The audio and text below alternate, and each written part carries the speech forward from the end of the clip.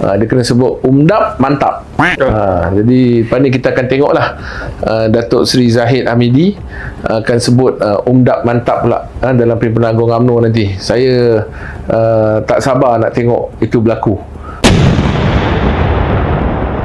Kalau kita tengok sepanjang tempoh kempen ni ada banyaklah isu yang dibangkitkan, yang dimainkan. Isu yang paling best sekali adalah bila video viral melibatkan Menteri KPKT, Ngakomeng. Ni saya suka komen pasal Ngakomeng ni. Dia buat satu video bersama dengan beberapa penyokong-penyokong Barisan Nasional. Dia sebut UMDAP, yang lain ni sebut mantap. UMDAP mantap menjadi war cry untuk PRK Air Kuning.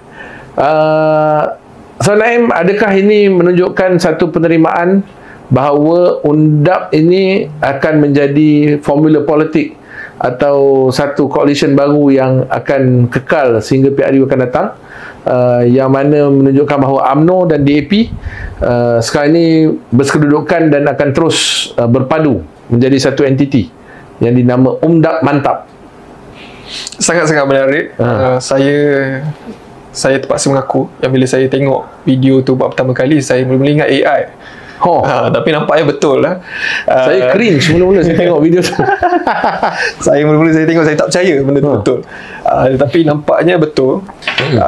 Kenapa saya percaya benda tu tak betul pada mulanya? Kerana kalau saya lihat sebelum ini, pimpinan-pimpinan UMNO dan pimpinan-pimpinan DAP sebelum ni cuba untuk create sedikit wall.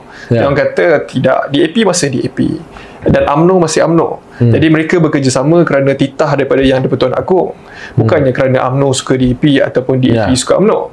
Tetapi nampaknya nada dah sedikit berubah pada pilihan raya kecil Air Kuning ni, di mana nampaknya UMNO dan BN lebih erat bersama.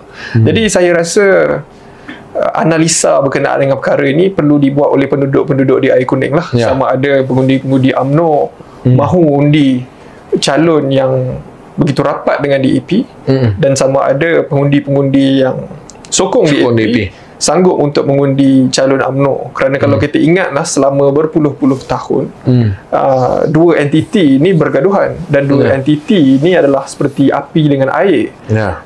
UMNO kononnya kata DAP ni nak mansuhkan hak Bumi Putra, dan DAP ni pula kata UMNO ni nak cuba tarik balik hak orang-orang Cina dan sebagainya, berkenaan dengan pemakaian, berkenaan dengan boleh tengok movie ataupun tidak.